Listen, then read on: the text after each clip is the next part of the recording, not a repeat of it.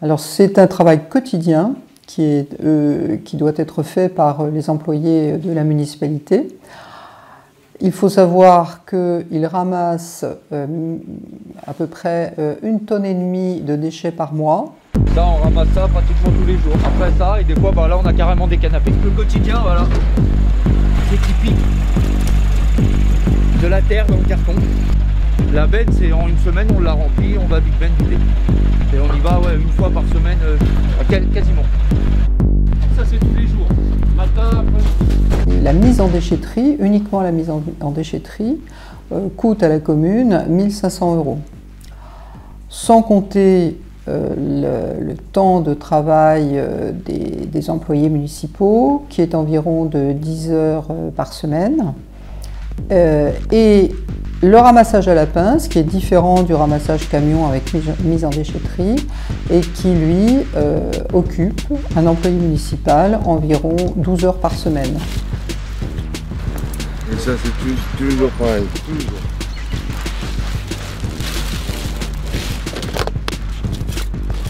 De tout. Eau, fruité, alcool. D'office, il y a une benne par semaine, toute la Big Ben. Donc c'est un investissement énorme pour la commune, et bien d'autres choses pourraient être faites avec cet argent.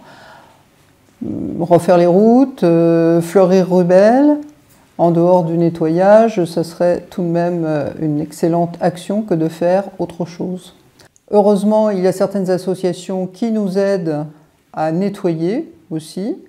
On s'est retrouvé rapidement à porter secours à la mairie de Rubel.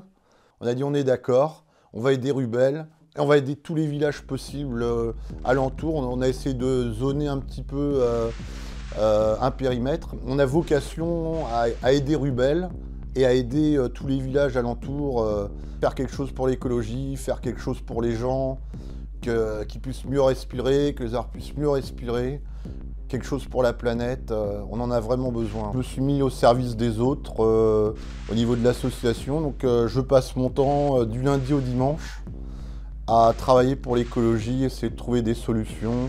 Nous sommes bénévoles, nous faisons ça dans le cadre de nos loisirs. L'historique, c'est depuis que le lombric ne ramasse plus les monstres. Il fallait appeler une fois par mois et puis il n'y a plus de passage. Ouais. Les gens profitent maintenant parce qu'ils ont vu que la commune ramassait et le matin et le soir, donc ils en profitent pour tout mettre par terre. C'est une catastrophe. Alors en fait, ce qui se passe, c'est comme il faut payer, c'est devenu quelque chose de lucratif en fait pour les entreprises. Et donc voilà, ils disent les encombrants sont payants. Et du coup, on a ce genre de phénomène, on en trouve partout. Par là, si on continue, il y a un max de pneus, voilà. Il y a eu 2 jours de sensibilisation du porte-à-porte par le lombric. Rien à faire. Mais il faut bien sûr que chacun y mette du sien. Chaque Rubellois bien sûr, mais pas que les Rubellois, parce que je pense que les gens de passage dépose aussi beaucoup de choses. Les objets encombrants sont vraiment très très présents depuis le remaniement et l'organisation différente au niveau du SMITOM. Peut-être que là aussi il y aurait à revoir un petit peu cette organisation.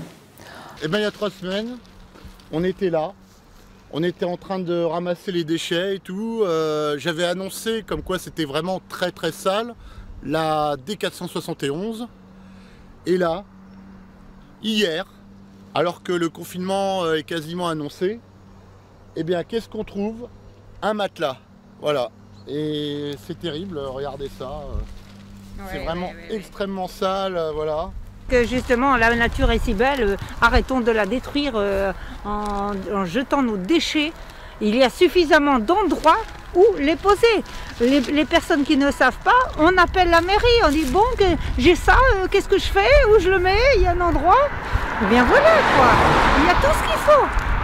Tout est fait pour placer, jeter les choses, que ce soit les bouteilles plastiques, les cartons, ce genre d'encombrants ou autres, il y a tout ce qu'il faut.